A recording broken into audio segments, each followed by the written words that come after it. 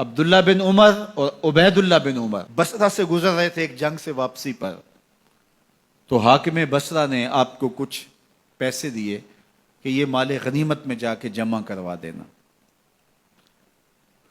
اور پھر خود ہی مشورہ دیا کہ عراق کے اندر فلاں فلاں چیز بہت سستی مل جاتی ہے اور حجاز میں ان چیزوں کی قیمت زیادہ ہے، تو اگر آپ ایسا کر لیں کہ یہ ان پیسوں سے خرید لیں اور جا کے مدینہ المنورہ میں فروخت کر دیں، تو جو زائد پیسے آپ کمائیں گے وہ آپ کے ہوئے، اور یہی اشرفیاں جو میں نے دی ہیں آپ کو، اتنی اشرفیاں بیت المال میں جمع کروا دینا، تم نے محنت کی ہوگی، تجارت کی ہوگی، تو جتنے بچیں گے وہ آپ کے ہوں گے۔ تو انہوں نے کہا بہت اچھا، وہاں سے مال خرید لیا، مدینہ المنورہ میں آ کے بیچ دیا، جتنی اشرفیاں انہوں نے وہاں سے دی تھی بیت المال کے لیے، اتنی بیت المال میں جمع کروا دی۔ حضرت عمر رضی اللہ تعالیٰ عنہ کو پتہ چلا، بیٹوں کو بلایا، کہا کہ سنا ہے تم نے کوئی کمائی کی ہے؟ کہا جی ہم نے تو تجارت کی اور جو مال لیا تھا اتنا مال ہی بیت المال میں جمع کروایا ہے۔ کہا تم بیت المال کے پیسوں پر کمائی کی ہے، وہ پیسے بھی تمہیں بیت المال میں جمع کروانے پڑیں گے۔ یہ عمر ہیں رضی اللہ تعالیٰ عنہ۔ رومی شہنشاہ کی بیوی سلام بھیجتی ہے حضرت عمر رضی اللہ تعالیٰ عنہ کی اہلیہ کو، تو وہ 1 دینار ادھار لے کر کے اس کا عطر خریدتی ہیں اور شیشیوں میں ڈال کر کے ان کو بھیجتی ہیں کہ چلو ایک رواداری کا اچھا ثبوت فراہم کیا جائے۔ تو وہ واپسی پر انہی شیشیوں کے اندر قیمتی موتی بھر کے بیچتی ہیں، جواہرات بھر کے بیچتی ہیں۔ حضرت عمر رضی اللہ تعالیٰ عنہ فرماتے ہیں لاؤ یہ سارے جواہرات، سب کو فروخت کرتے ہیں، 1 دینار اس کو دیتے ہیں، باقی بیت المال میں جمع کر دیتے ہیں۔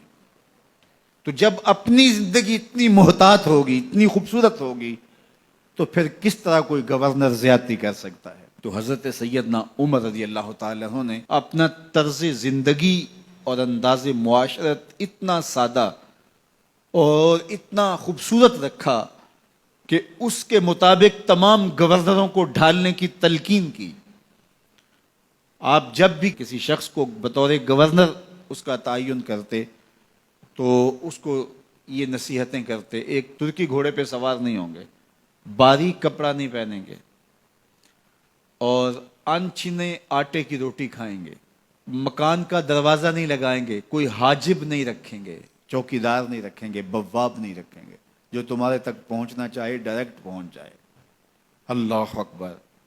اور پھر جب کسی کو متعین کیا جاتا اس کی جائیدادیں لکھ لی جاتی ہیں کہ اس کے پاس کتنی جائیداد ہے، وہ حساب اپنے پاس رکھتے، اور جب وہ معزول ہوتا یا اس کا وقت ختم ہوتا تو آپ دیکھتے کہ اب اس کے پاس جائیداد کتنی ہے۔ اگر وہ جو پہلے آپ نے اپنے پاس ریکارڈ رکھا ہوتا اس سے جائیداد اس کی زیادہ ہوتی تو حضرت عمر بقیہ جائیداد بیت المال میں جمع کرتے۔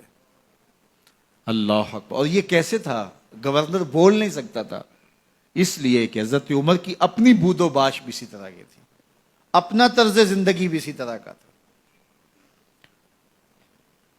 مال غنیمت میں بہت ساری چادریں آتی ہیں جو سب کو تقسیم کر دی جاتی ہیں۔ خطبہ جمعہ دینے کے لیے آئے تو ایک شخص کھڑا ہو گیا، عمر خطبہ بعد میں سنیں گے، پہلے یہ بتائیں کہ یہ جو تم نے قمیض پہنی ہے یہ کہاں سے آئی؟ مال غنیمت کے اندر جو چادریں آئی ہیں سب کے حصے میں ایک ایک چادر آئی، آپ داراز قد ہیں، ایک چادر سے قمیض نہیں سل سکتی، تو آپ کی قمیض کہاں سے آئی؟ پہلے اس سوال کا جواب دے دیجئے، پھر خطبہ سنیں گے۔ اللہ اکبر۔ آپ کے بیٹے کھڑے ہوتے ہیں، کہا ایک چادر سے میرے باپ کی قمیض نہیں بنتی تھی، میں نے اپنے حصے کی چادر بھی اپنے باپ کو پیش کی ہے۔ اس نے کہا اب سناؤ، اور ہم سنتے ہیں۔ یہ ہے حضرت عمر رضی اللہ تعالیٰ عنہ کی اپنی ذاتی زندگی۔ ایاز بن غنم کے بارے میں یہ پتہ چلتا ہے کہ وہ موٹے کپڑے نہیں باریک کپڑے پہنتا ہے۔ اس نے گھر کے دروازے پر بواب بھی رکھا ہوا ہے، چوکیدار بھی رکھا ہوا ہے۔ تو حضرت عمر رضی اللہ تعالیٰ عنہ محمد بن مسلمہ کو بھیجتے ہیں، محمد بن مسلمہ جاتے ہیں اور جا کے تحقیق کرتے ہیں تو ایسا ہی پاتے ہیں، تو ان کو وہیں گرفتار کر کے لے آتے ہیں اور حضرت عمر کے دربار میں پیش کیا جاتا ہے، چھڑی اس کے ہاتھ میں دے کر فرماتے ہیں جاؤ تم بکریاں چرایا کرو، تم گورنری کے لائق نہیں ہو۔